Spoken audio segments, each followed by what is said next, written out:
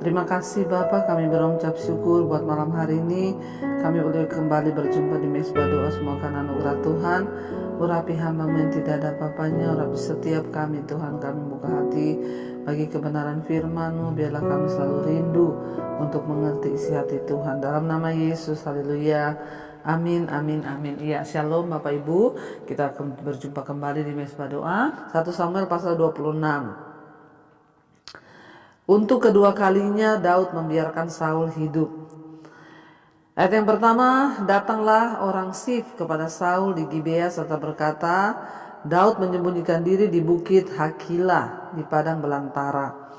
Lalu berkemaslah Saul dan turun ke padang gurun Sif dengan 3.000 orang yang terpilih dari orang Israel untuk mencari Daud di padang gurun Sif.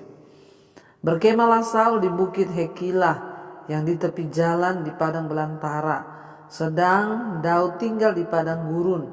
Ketika diketahui Daud bahwa Saul datang mengikuti dia ke padang gurun, disuruhnyalah pengintai-pengintai, maka diketahuinyalah bahwa Saul benar-benar datang. Ya, Bapak Ibu, kita melihat di sini ternyata Saul ini belum berhenti untuk berusaha membunuh Daud. Ya, dia belum menyerah ya dengan niat jahatnya sekalipun. Ya, Daud sudah menunjukkan kebaikan bahwa ya Daud tidak membunuh dia sekalipun ada kesempatan untuk membunuh. Ya, dan kita lihat di sini memang kepahitan dendamnya itu terhadap Daud tidak pernah hilang. Ayat 4, disuruhnyalah pengintai-pengintai, maka diketahuinyalah bahwa Saul benar-benar datang. Berkemaslah Daud lalu sampai ke tempat Saul. Ia berkemah. Waktu Daud melihat tempat Saul berbaring dekat Abner bin Ner, ya, yaitu dikatakan di sana bahwa ya akhirnya Saul pergi untuk menyerang Daud dan diberitahukan orang kepada Daud bahwa Saul itu datang. Ya, Saul datang untuk menyerang Daud. Ya, jadi kita lihat Bapak Ibu, padahal ya kita pikir sudah selesailah kepahitannya ya, terus tapi ternyata ya Saul itu tidak berhenti. Dia terus ya kepahitan sehingga ya satu saat waktu Daud melihat ke tempat Saul berbaring dengan Abner bin Ner, ya panglima tentaranya, Saul berbaring di tengah-tengah perkemahan sedang rakyat berkemah sekelilingnya. Berbicara Daud kepada Ahimelek orang Het itu dan kepada Abisai anak Seruya saudara Yoab, katanya, siapa turun bersama-sama dengan aku kepada Saul ke tempat perkemahan itu? Jawab Abisai, aku turun bersama-sama dengan engkau. Datanglah Daud dan Abisai kepada rakyat itu pada waktu malam, dan tampaklah di sana Saul berbaring tidur di tengah-tengah perkemahan dengan tombaknya terpancung di tanah pada sebelah kepalanya. Sedang Abner dan rakyat itu berbaring sekelilingnya. Lalu berkatalah Abisai kepada Daud, pada hari ini Allah telah menyerahkan musuhmu ke dalam tanganmu. Oleh sebab itu izinkanlah kiranya aku menancapkan dia ke tanah dengan tombak ini. Dengan satu tikaman saja, tidak usah dia ku tancapkan 2 kali. Tetapi kata Daud kepada Abisai, jangan musnahkan dia, sebab siapakah yang dapat menjamah orang yang diurapi Tuhan dan bebas dari hukuman? Wow, Bapak Ibu, kita melihat di sini apa ya respon dari Daud ketika saat itu orangnya akan membunuh Saul. Kalau Daud punya hati yang jahat dan dia mau membalas dendam terhadap Saul, dia bisa berkata, iya, bunuh saja supaya aku ini lolos. Ya, bahkan Abisai menunjukkan keberanian yang besar ketika dia secara sukarela ya memasuki perkemahan Saul bersama dengan Daud, dan dikuasai oleh api emosi. Abisai hendak membunuh Saul, tapi apa yang dikatakan Daud mencegahnya. Ya, walaupun Abisai ya berusaha untuk melindungi Daud pemimpinnya, tapi Daud tidak bisa menyakiti Saul karena rasa hormatnya terhadap otoritas dan posisi Saul sebagai orang yang diurapi Tuhan. Sekali lagi Daud berkata, jangan kau musnahkan dia. Sebab kalau kita itu menjamah atau menyakiti orang yang diurapi Tuhan, kita pasti tidak akan bebas dari hukuman Tuhan. Wow, luar biasa ya. Sekalipun Daud tahu Saul itu sudah jahat, tapi Daud menghormati pengurapan Tuhan di atas kepala Saul. Dan dia berkata, jangan musnahkan dia, sebab siapakah yang dapat menjamah orang diurapi Tuhan dan bebas dari hukuman. Ya. Jadi Bapak Ibu, ya, di sana dikatakan lagi, ya, kata Daud, Tuhan, demi Tuhan yang hidup, niscaya Tuhan akan membunuh dia, entah karena sampai ajalnya dan ia mati, atau entah karena ia pergi berperang dan hilang lenyap di sana. Daud sangat percaya, ya, tidak usah kita balas dia dengan tangan kita, kata Daud. Ya, karena Daud sudah melihat bagaimana Tuhan membalaskan Nabal dengan kejahatannya. Daud tidak perlu membunuh Nabal dengan tangannya, tapi Tuhan yang bunuh Nabal. Ya, di stop jantungnya. Jadi Daud bilang kepada anak buahnya, tidak perlu ya kita membunuh dia, sebab kalau Tuhan memang berkehendak dia mati, dia pasti mati. Entah memang karena dia sudah ajal atau lewat peperangan dia dibunuh dalam perang, ya berarti ya Tuhanlah yang berkuasa mengambil nyawanya. Ya, Daud meyakinkan anak buahnya untuk jangan melangkahi Tuhan. Ya, biar Tuhan yang mencabut dia nyawanya karena dia orang yang diurapi Tuhan. Dan dikatakan di sana, kiranya Tuhan menjauhkan daripadaku untuk menjamah orang yang diurapi Tuhan. Ambillah sekarang tombak yang ada di sebelah kepalanya dan ya kendi itu, dan marilah kita pergi. Kemudian Daud mengambil tombak dan kendi itu dari sebelah kepala Saul, lalu mereka pergi. Tidak ada yang melihatnya, tidak ada yang mengetahuinya, tidak ada yang terbangun. Ya, sebab sekalinya tidur, karena Tuhan membuat mereka tidur nyenyak. Setelah Daud sampai ke seberang, berdirilah ia jauh-jauh di puncak gunung, sehingga ada jarak yang besar antara mereka. Dan berserulah Daud kepada tentara itu dan kepada Abner bin Ner, katanya, tidakkah engkau menjawab Abner? Maka jawab Abner, katanya, siapakah engkau ini yang berseru-seru kepada raja? Kemudian berkatalah Daud, ya, kepada Abner, apakah engkau ini bukan laki-laki? Siapakah? Ya, Daud berkata. Jadi kita lihat di sini Bapak Ibu, Daud akhirnya ketika dia sudah ya mengambil senjatanya Saul, jadi Tuhan ternyata yang membuat semua orang Israel tidur nyenyak, termasuk Saul dan juga panglimanya tertidur nyenyak. Tuhan yang membuat mereka tertidur nyenyak. Ya, kalau bukan Tuhan ya pasti ada yang terbangun. Tapi Tuhan, dikatakan dengan jelas, Tuhan membuat mereka tertidur nyenyak sehingga Daud bisa masuk ke perkemahan mereka dan mengambil senjatanya Saul. Ya, dan setelah itu Daud pergi lalu dia berteriak, ya, dari jarak jauh. Dia berteriak kepada ya Abner, ya, karena Abner adalah panglimanya Saul. Ya, dia setelah mengambil tombak dan kendi dia berseru ya kepada Abner. Dia bilang, Abner, ya siapakah? Ya, Daud berseru kepada tentara itu dan juga kepada Abner, katanya, tidakkah engkau menjawab Abner? Maka jawab Abner, katanya, siapakah engkau yang berseru-seru kepada raja? Kemudian berkatalah Daud kepada Abner, apakah engkau ini bukan laki-laki?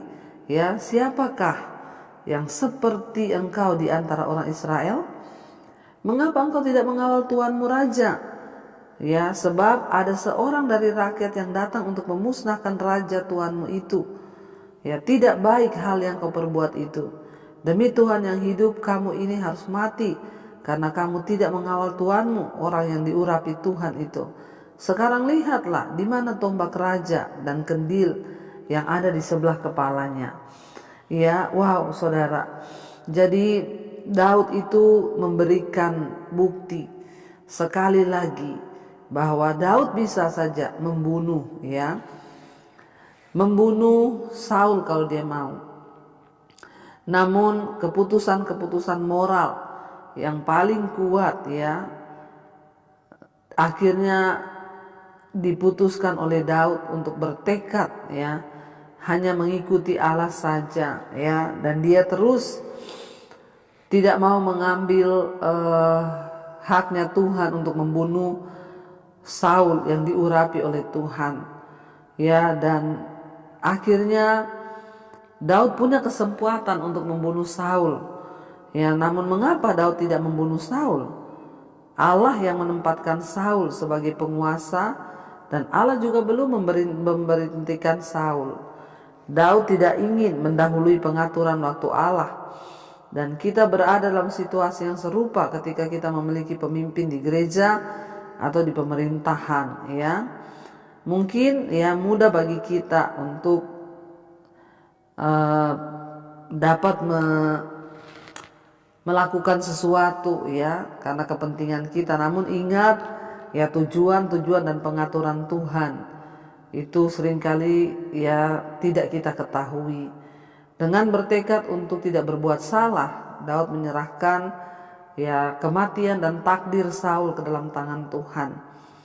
Ya, dan kita lihat di sini dia berkata kepada Abner, ya, engkau lihat bahwa saya sudah mendapatkan ya pedang dari Saul, ya, dan mengapa engkau tidak mengawal Saul dengan benar?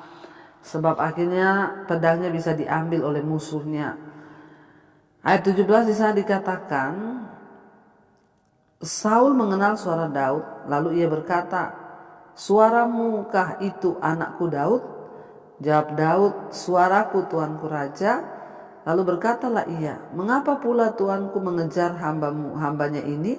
Apa yang telah kuperbuat? Apakah kejahatan yang melekat pada tanganku? Oleh sebab itu kiranya tuanku raja mendengarkan perkataan hambanya ini. Jika Tuhan yang membujuk engkau melawan aku, maka biarlah ia mencium bau korban persembahan.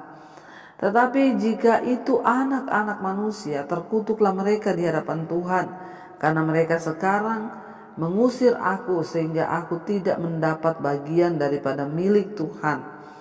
Dengan berkata, pergilah, beribadahlah kepada Allah lain, ya. Sebab itu janganlah kiranya darahku tertumpah ke tanah jauh dari hadapan Tuhan, sebab Raja Israel keluar untuk mencabut nyawaku, ya, seperti orang memburu seekor ayam hutan di gunung. Lalu berkatalah Saul, aku telah berbuat dosa. Pulanglah anakku Daud, sebab aku tidak akan berbuat jahat lagi kepadamu, karena nyawaku pada hari ini berharga di matamu. Sesungguhnya perbuatanku itu bodoh dan aku sesat sama sekali. Ya, kita lihat sekali lagi Daud mengampuni Saul dan dia tidak mau membunuh Saul. Ya, dan akhirnya Saul berkata, aku ini sudah sesat, ya, aku ini bodoh, aku tidak tahu, ya. Dan ayat 22, tetapi Daud menjawab, inilah tombak itu ya tuanku raja, baiklah salah seorang dari orang-orangmu menyeberang untuk mengambilnya. Tuhan akan membalas kebenaran dan kesetiaan kepada setiap orang, ya, sebab Tuhan menyerahkan engkau pada hari ini ke dalam tanganku, tetapi aku tidak akan menjamah orang yang diurapi Tuhan. Dan sesungguhnya seperti nyawamu pada hari ini berharga di mataku, demikianlah hendaknya nyawaku berharga di mata Tuhan. Dan hendaknya ia melepaskan aku dari tangan kesusahanku, dari segala kesusahanku. Ya, lalu berkatalah Saul kepada Daud, diberkatilah kiranya engkau anakku Daud, apa jua pun yang kuperbuat pastilah engkau sanggup melakukannya. Lalu pergilah Daud meneruskan, ya, perjalanannya dan pulanglah Saul ke tempatnya. Kita lihat Bapak Ibu, ya, jadi siklus pembalasan dendam dan pembunuhannya yang ya Saul buat ini terhadap Daud, ya, itu luar biasa sekali. Ya, sudah, ya, terus Saul ini mengejar Daud, terus dia pengen membinasakan Daud. Tapi ya Tuhan mengizinkan, ya, semua itu terjadi karena memang Tuhan ingin membentuk Daud sebelum dia bertugas dan diangkat Tuhan menjadi raja. Ya Bapak Ibu, kita belajar malam ini bahwa seringkali memang ada masalah Tuhan izinkan terjadi, tapi janganlah kita bertindak semau hati kita sendiri. Sebaliknya kita serahkan semuanya ke dalam tangan Tuhan. Daud tidak mengambil tempat penghakimannya Tuhan, tapi dia menyerahkan Saul ke dalam tangan Tuhan agar Tuhan sendiri yang menjamah dan melakukan yang sesuai dengan keadilan Tuhan. Biarlah kita belajar untuk senantiasa kita boleh menyenangkan hati Tuhan. Mari kita tundukkan kepala, kita berdoa. Terima kasih Bapa buat malam hari ini, ajar kami belajar menyenangkan hati Tuhan, meninggalkan segala dosa dan mengikuti tuntunan Tuhan. Itulah yang terpenting bagi hidup kami, agar kami boleh senantiasa sungguh-sungguh hidup di dalam jalan-jalan Tuhan. Berkati setiap anakmu, umatmu, jemaat Misbah Doa malam ini.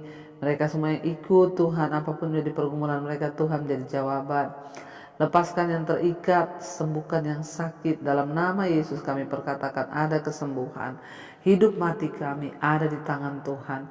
Berkati Bapa setiap anak-anakmu juga yang terus setia mencari wajah-Mu. Mereka yang bergumul dan pergumulan, keuangan, hutang piutang, yang ingin menjual aset, Tuhan turut bekerja. Yang rindu punya keturunan, dibukakan kandungan yang tertutup. Kami berdoa Tuhan senantiasa menyertai setiap kami dengan anugerah-Mu. Berkati juga Bapa untuk pemerintahan di bangsa kami, Bapak Presiden Jokowi, wakilnya, seluruh jajaran kabinet yang ada, TNI Polri. Tuhan berkati bangsa ini dengan kebenaran-Mu, dijauhkan dari kerusuhan, kekacauan, pemberontakan di dalam nama Yesus. Kau juga memberkati bangsa-bangsa di 5 benua, Asia, Afrika, Amerika, Eropa, Australia. Biar lawatan Tuhan terjadi tercurah bagi bangsa ini dan seluruh bangsa-bangsa di dunia. Orang-orang bertobat meninggalkan dosa kembali kepada Tuhan. Terima kasih Bapa, kami membuka hati dan tangan kami malam ini untuk menerima berkat Tuhan. Karena itu Bapak Ibu terimalah kiranya berkat, rahmat, anugerah dari Allah Bapa, cinta kasih Tuhan Yesus Kristus, penyertaan Roh Kudus turun atas hidup kita mulai hari ini, bahkan sampai kali yang kedua Tuhan Yesus datang menjemput kita semua. Nama kita tercatat di dalam kitab kehidupan. Dalam nama Tuhan Yesus yang percaya diberkati Tuhan, katakan bersama amin, amin, amin. Tuhan Yesus memberkati. Shalom dan Immanuel.